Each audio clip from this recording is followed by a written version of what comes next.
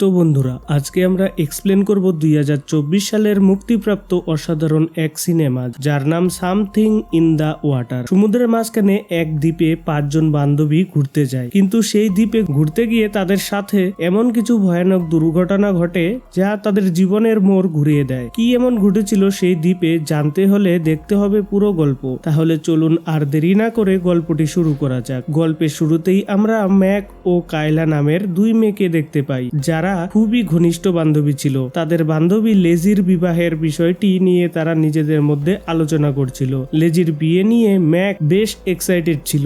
দুজনেই হাঁটতে হাঁটতে সামনে এগিয়ে যাওয়ার সময় দুইজন অচেনা মেয়ের সাথে তাদের ঝগড়া বেঁধে যায় এবং শেষ পর্যন্ত তারা মারামারিতে জড়িয়ে পড়ে। ম্যাক অনেক গুরুতর আহত হয়। দৃশ্যপট পরিবর্তন হলো। আমরা 1 বছর পরের দৃশ্যে দেখতে পাই যেখানে ম্যাক লেজির বিয়েতে অংশগ্রহণ করার জন্য এসেছিল। ওই দিনের ঘটনার পর ম্যাক ও কায়লার সম্পর্কে ফাটল ধরেছিল। ঘনিষ্ঠ বান্ধবী থেকে এখন তারা রীতিমতো শত্রুতে পরিণত হয়েছিল।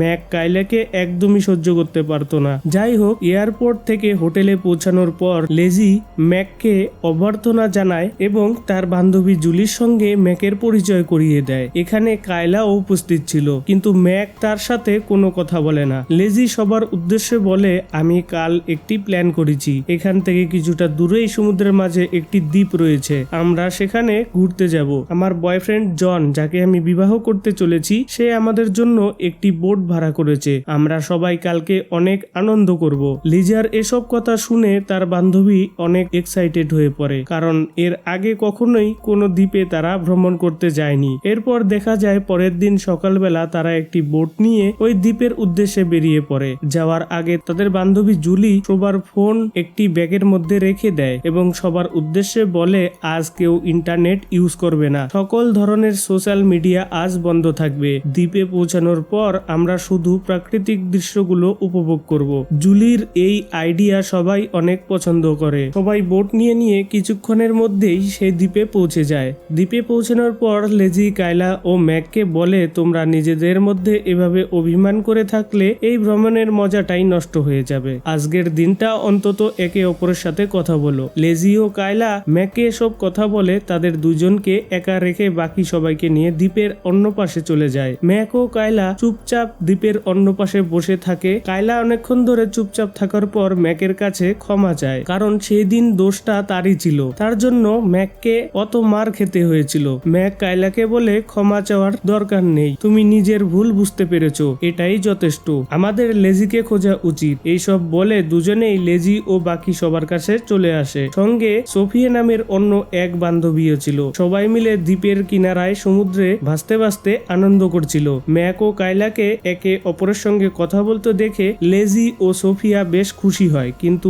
এই আনন্দ বেশিক্ষণ স্থায়ী হয় না। সবাই কিনারায় সাঁতার কাটার সময় সোফিয়ার পা দুটো হাঙর কখন কেটে নিয়ে চলে যায় সেটা সোফিয়া বুঝতেই পারে না। যখন পানির ওপর রক্ত লাল হয়ে যায় তখন সবাই সোফিয়াকে কিনারায় তুলে নিয়ে আসে। তারপর দেখতে পায় সোফিয়ার 2টা পা হাঙর ছিঁড়ে নিয়ে চলে গেছে। সোফিয়ার এমন অবস্থা দেখে সবাই ভয়ে চিৎকার করে ওঠে। সোফিয়া তার নিজের এমন অবস্থা দেখে কান্নায় ভেঙে পড়ে। সবাই সোফিয়ার এমন অবস্থা দেখে হতবিম্ব হয়ে যায়। তারা কি করবে কিছুই বুঝে উঠতে পারছিল না। জলদি সোফিয়াকে হাসপাতালে নিতে না পারলে সে মারা যাবেই। তারপর তাড়াতাড়ি সোফিয়াকে উঠিয়ে বোটে নিয়ে সেই দ্বীপ থেকে বেরিয়ে পড়ে। ম্যাক ব্যাগ থেকে ফোন বের করে সাহায্যের জন্য কল করার জন্য চেষ্টা করে, কিন্তু শহর থেকে এই দ্বীপ অনেকটাই দূরে, যার ফলে ফোনে নেটওয়ার্ক পাচ্ছিল না। অনেক চেষ্টা করার পরও তারা ব্যর্থ হয়। সবাই তাড়াতাড়ি শহরের অভ্যন্তরে পৌঁছানোর জন্য বোটের স্পিড বাড়িয়ে দেয়, কিন্তু এর মধ্যেই তারা বিশাল বড় এক বিপদের সম্মুখীন হয়ে যায়। বোটের নিচে পাথরের আঘাতে বিশাল বড় একটি ছিদ্র হয়ে যায় এবং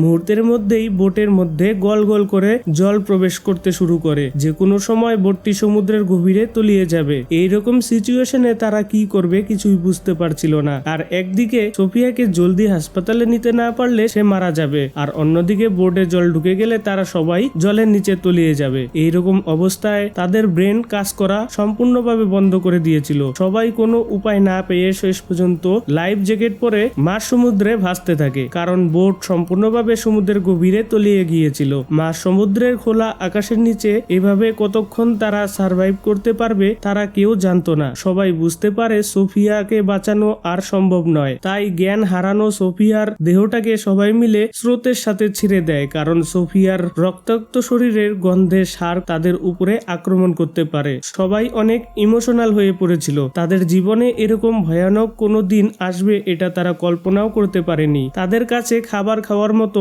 একটি জলের বোতলও ছিল না। এভাবে প্রায় 2 থেকে 3 ঘন্টা জলে ভেসে থাকার পর কায়লা বলে, আমাদের কিছু একটা করতে হবে। এভাবে চুপচাপ বসে থাকলে চলবে না, যে কোনো সময় শার্ক আমাদের উপর আক্রমণ করতে পারে। বেঁচে ফিরতে পারবো কিনা সেটা জানি না, কিন্তু চেষ্টা তো করতে হবে। কায়লার কথা শুনে সবাই মিলে সিদ্ধান্ত নেয় তাদের মধ্যে একজন সারে কিনারায় পৌঁছে সেখানে সাহায্য নিতে আসবে এবং বাকিরা এখানেই অবস্থান করবে, কারণ লেজি সাঁতার জানতো না। তাকে নিয়ে কোনোভাবেই সাঁতরানো সম্ভব নয়। কায়লা খুব ভালো সাঁতার জানলেও সে কিনারা পর্যন্ত পৌঁছাতে পারবে কিনা সেটা প্রায় অনিশ্চিত ছিল, কারণ দিক ভুল করলে তাদের মৃত্যু নিশ্চিত। কিন্তু বসে থাকলে তো চলবে না, চেষ্টা করতেই হবে। তাই সবাইকে বিদায় জানিয়ে সে কিনারার উদ্দেশ্যে বেরিয়ে পড়ে। কায়লা চলে যাওয়ার পর লেজি ও জুলির মধ্যে ঝগড়া বেঁধে যায়। এসব কিছু ঘটনার জন্য জুলি লেজিকে দায়ী করে, কারণ এই প্ল্যানিংটা লেজির ছিল। সে ছোট্ট বোট ভাড়া না করে বড় বোট একটি ভাড়া করলে আজ এই বিপদ তাদের হতো না। লেজি ও জুলির ঝগড়া দেখে ম্যাক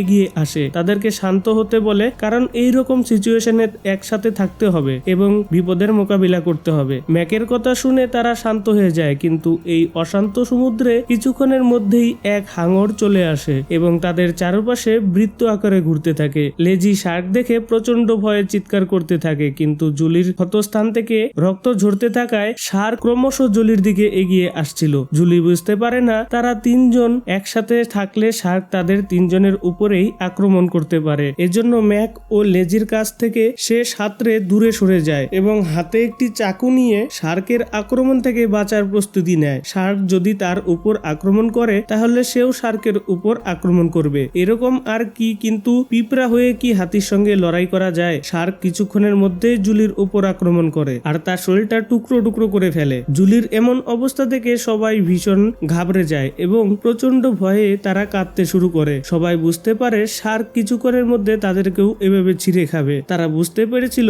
বেশিক্ষণ তারা বেঁচে থাকতে পারবে না। কায়লা আদৌ ফিরে আসবে কিনা এটাও ছিল অজানা। লেজি কাঁদতে কাঁদতে বলে, কাল আমার বিয়ে, কিন্তু ভাগ্যের নিষ্ঠুর পরিহাসে আজকে হয়তো আমি মারা যাব। আমার ভালোবাসার মানুষটি হয়তো আমার জন্য অপেক্ষা করছে, কিন্তু শেষবারের মতো তাকে দেখার সৌভাগ্যটাও আমার হলো না। ম্যাক লেজির এসব কথা শুনে তাকে সান্ত্বনা দেয় এবং বলে, কিছু হবে না, আমরা সবাই অবশ্যই বেঁচে ফিরবো। ম্যাক লেজিকে সান্ত্বনা দেওয়ার সময় হঠাৎ করেই ওদিক দিয়ে একটি বোট তারা যেতে দেখে, কিন্তু চিৎকার চেঁচামেচি করে সাহায্য চাইলে শেষ পর্যন্ত কোনো লাভ হয় না, কারণ বোট থেকে কোনো মানুষ তাদের দেখতে পায় না। অসহায়ের মতো তারা সমুদ্রে ভাসতে থাকে। বেঁচে ফেরার সব আশা শেষ হয়ে যায়। সমুদ্রে ভাসতে ভাসতে 7 ঘন্টারও বেশি সময় তারা পার করে দিয়েছিল। এখন পর্যন্ত তারা 1 ফোঁটা পানিও পান করতে পারেনি। এভাবে ক্লান্ত শরীর নিয়ে আরো 2 থেকে 3 ঘন্টা পানিতে ভেসে থাকার পর সন্ধ্যা ঘনিয়ে আসে এবং প্রচন্ড ঝড় বৃষ্টি হয়ে যায়। ঝড়ের প্রকোপ ও স্রোতের ধাক্কায় তাদের 2 জনকে 2 দিকে ছিটকে নিয়ে যায়। লেজি স্রোতের ধাক্কায় সাঁতার না জানার কারণে শেষ পর্যন্ত